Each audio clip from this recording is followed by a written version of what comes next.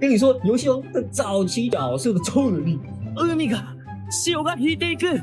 俺の負けじゃ！打牌也可以靠瞎掰啊！其实神之卡那算什么？这一切的源头都要从那个昆虫之王赤眼田鸡羽儿丢卡的那一刻开始说起。主角游戏的黑暗塔法师再也凑不齐了。从这一刻起，这个游戏王前期的决斗就不是一般的打牌，就带入什么属性相克啊，共宝可梦啊，共地面系打不到飞行系啊，共电气系，共电海啊，变成一个特别的规则。马上就来到了游戏的第一场决斗，对上这个丢卡的誓言仔。这个时候，这个游戏就是口出狂言哦，赌上决斗者全部的身家，什么牌组啊，all in 当赌注。俺のデュエリストとしての命、このカードデッキをかけるぜ。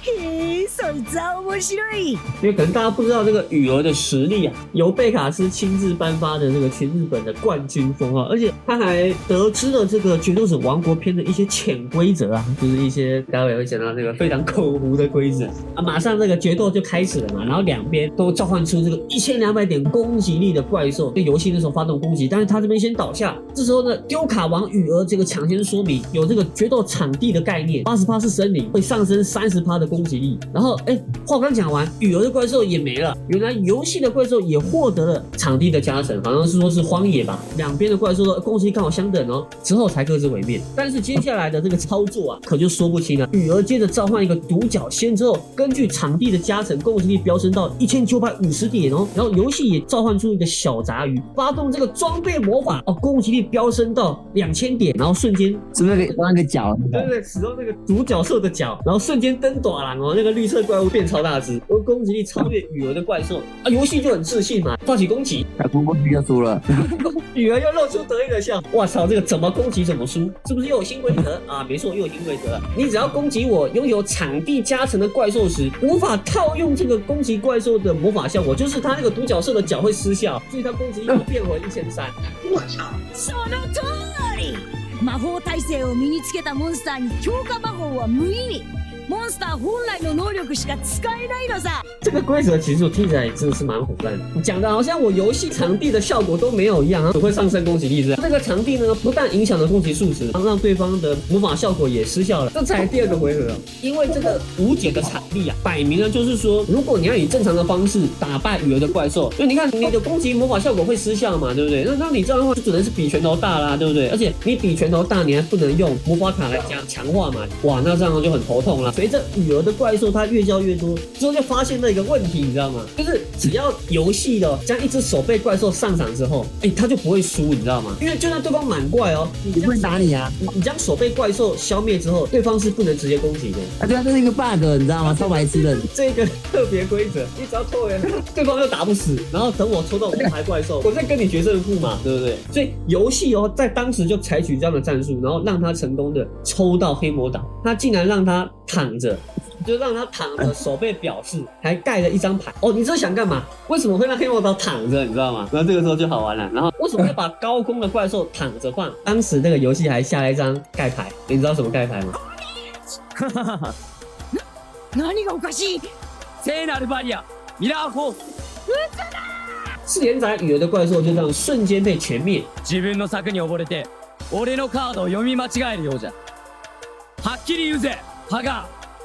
お前弱いだろ。史上数1数2蠢的战术，就是大飞蛾。他觉得那时候等5个回合，我就变超屌的，这样他妈游戏王会让你等5个回合吗？对方是口胡啊，他2600嘛，对力耶。这个时候轮到游戏嘛，啊，他不死心，他那个盖打乱冲。啊，这时候呢，羽儿还在幻想他那个救急大会的美梦嘛，对不对？结果这个时候那个好基友来了，城之内来了，浇灭了羽儿大飞蛾的梦想。因为那时候城之内说了一句话，就说游戏你要燃烧起来。突然想到吗？就前期的剧情，这个想象力直接变超能力。羽儿吓到，你2000攻击，你是要打谁？游戏就说我是要烧你的场地。游戏趁机抓住机会猛攻嘛，对不对？好不容易把那个茧真的把茧打掉了，结果羽儿的大飞蛾，哇，它变世阶段的大飞蛾还是有2600的攻击力哦，对吧？你2600，你他妈黑魔岛你是打不过我啊，对不对？2600的攻击力，轮到羽儿回合啊，这时候当然啦、比助攻魔法还夸张哎，助攻也要盖嘛，对不对？我看最屌是对手都没有意见，大飞蛾就会变读本田，游戏陷入劣势嘛。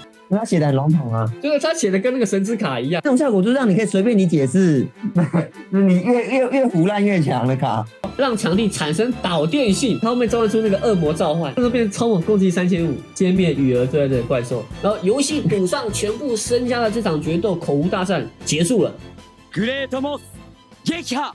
然后眼睛是闭的哦，他手上5张牌哦，他把它盖在台面上，偏偏不翻起来看。战斗城市也有出现过哎，马利克他姐姐啊，你是啊，那招那虎海马虎到吓到已经那个抽牌直接不看的直接放上去，也因为这个森林场地啊，攻击力再度提升。高能力のあるも必胜哎，必胜的战术啊！孔雀打算逐渐增强他的水女郎，穿上他的性感外衣，然后攻击力再度提升，一脚的粉碎城内的怪兽。但是呢，这个时候口胡王站了出来，想来一个场外指导，你知道吗？然后场内再度信心大增，紧接着千年龙使出鼻涕攻击，然后那个水女郎全灭。这个前期的游戏王决斗的规则不完善嘛，那带来影响就是一张卡甚至有这个2-3种不同的效果。对方原来是利用海水来隐藏自己的身份面对打不到的敌人啊，还敢攻击表示啊！游戏他那时候攻击表示这个裸男啊，召唤出一个水母怪，哇，这个水母也很关键哦，看来是已经做好了这个应对的策略，可是也不知道打谁嘛，就电海，结果呢却被一只水母啊吸收了所有的电击哦，抓到了啊，灯笼鱼耶！你要讲啊，发动了神奇宝贝人的特性，蓄电特性之外，他们来强化这只狼，看似没有卵用的操作，却成为了游戏反败的关键哦。游戏你只能在最后召唤出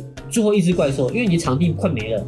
游戏王的卡牌规则是下怪的地方有5个格子，他的意思是说你这样子你只剩1个格子可以造怪。那尾木啊，他活了下来，但是父亲失踪了。他说他为了父亲要向大海复仇，要成为日本第1渔夫。那你现在用大海不用的很爽，你要向大海复仇，我才他妈不信，你知道吗？魔性之月的魔法卡，它和那个光的护风剑有一点类似，就是它发动后会留在场上，紧接着岩石的巨冰击碎月亮，所以海水会退潮。这个意思的反过来就是说，海水会涨潮都是因为月亮的引力。物理学啊。